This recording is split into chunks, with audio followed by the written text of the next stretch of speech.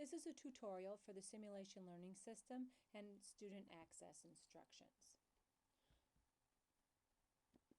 So when we get to our web browser, we are going to put in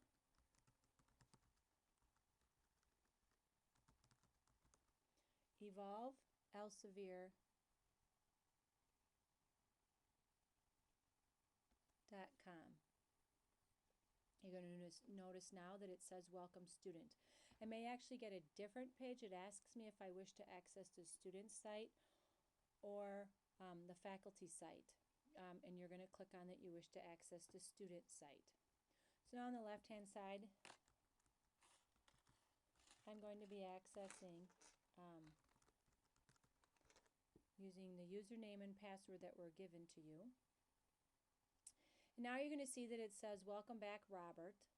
That's who I actually went into. So depending upon who you are, there's going to be a name up here, and it's not going to necessarily be your name. Underneath My Content, you may actually see the screen that looks like this, where it says My Content and nothing shows up, or it might be My Simulation Learning System. Okay, so I'm going to click on My Simulation Learning System. Now you're going to see that there's a drop-down menu for a book, which is Lewis, which is your medical surgical book. You're going to click on that.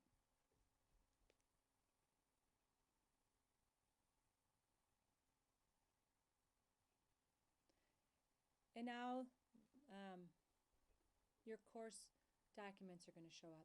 You're underneath Course Home, you're going to see Course Documents. You're going to click on that, and it's going to open up another window. Now either is going to be Resources or My Simulation Learning System. You're going to click on Simulation Learning System. Now you're going to see where you'll be able to open up simulation scenarios, and you're going to click on that. Now you're going to be getting a list of 7 body systems, so respiratory, cardiology, etc. On the instructions that you were given, you are going to see that every week correlates with a different scenario category and a different scenario number. And also a patient's name is located there. So you need to make sure that you click on the correct body system. So if I was told that it's gastrointestinal or genitourinary, then I'm going to click on that particular drop down, and I'm going to see that my scenario will be right here, number 7 or number 18. I am going to, for demonstration, going to go back to respiratory and click on scenario number 1. So I'm going to click on then my post-simulation learning resources. My pre-simulation learning resources, you're more than welcome to go and look around, but for this demonstration, we're just going to talk about accessing the electronic medical record. So for scenario number 1, documentation, EMR. So you're always going to find whatever scenario number it is and the word documentation to access my electronic medical record. I'm going to be accessing that. The next thing that's going to happen is you are going to see that I might, before I get to this point of my web page, I might actually come up with a pop-down menu that tells me that I have pop-up blockers on my internet, and so I may actually have to do a temporary block in regards to, I temporarily have to unblock my pop-up blockers, and so I'm going to have to disable that, and the instructions will show up just like in D2L when you're opening up a document. You'll see here that there's an EMR user guide. I do not need to access the EMR user guide if I don't wish to. It might tell you a little bit about how things are laid out in my electronic medical record, but you certainly do not need to print that out. It's a 32-page document, and you're not going to need it. A lot of it has to do with how do you document things in the electronic medical record. And so we, during the scenarios, if you need help with that, we can certainly help you with that. So we're going to access my simulation learning EMR. So this window is going to come up. This window you're trying to close, your viewing is trying to close the window. Do you want this window closed? And our answer is yes. So now a screen is going to come up. A blue screen is going to show up, and for us that is just to it's going to show up every time I wish to access my electronic medical record. And it's just there to get you in the habit of signing on, just like you're at clinical. So you're going to sign in.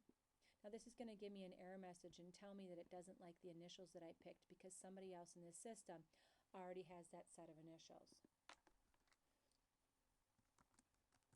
So I'm going to pick RT, and it doesn't matter which one I pick. And now you're going to see that my patient's electronic medical record has just been brought up. So remember where I told you to look at the table that was given to you in your instructions. There's a patient's name there. You want to make sure that your patient's name and the patient's name on the chart that you're looking at are the same. It's just more or less for you as safety features so that you're making sure that you're accessing the correct one. So you're going to see 18 tabs on my left-hand side. You're going to see some information about my patient, her name, who's her physician, what's her diagnosis, if she has any allergies, how much she weighs, how tall she is. And then now there's 18 tabs here that you can access. So I'm just going to show one. And so under my medication record, you're going to be able to access what my patient has for medications, what her stat medications are, what her scheduled meds are, and what her PRN meds are. So in my medication record, you're going to see that there's no stat meds that need to be given. In regards to my scheduled meds, there's a lot of meds that are listed. And so not all of the patient charts have medications, not all of them have PRN and scheduled meds, not all of them have stat meds. So, you know, if you look on there and there isn't one, don't worry, it's just how it is, okay? And so you're going to see that there's a list of medications, and you can go all the way down and you can see what was given and what wasn't given. And so you're going to work your way down that whole entire thing.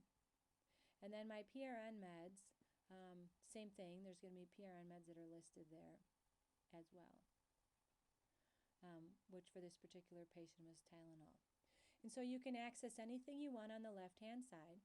You can access physician orders, for my physician's progress notes. You can look at my nurse's notes. These are the physician orders, and you can see right here, it'll tell you what tab you're under and also highlighted in orange. So you can work your way down the whole entire document to see what you would look at and what information that you want. You don't need to document anything else in this. You just need to gather information just like you did at clinical. I hope this tutorial helps. If you have any questions, you're more than welcome to email your instructor to get more familiar with this particular database. Thanks for listening. Have a great day. Hope you have fun at your simulation.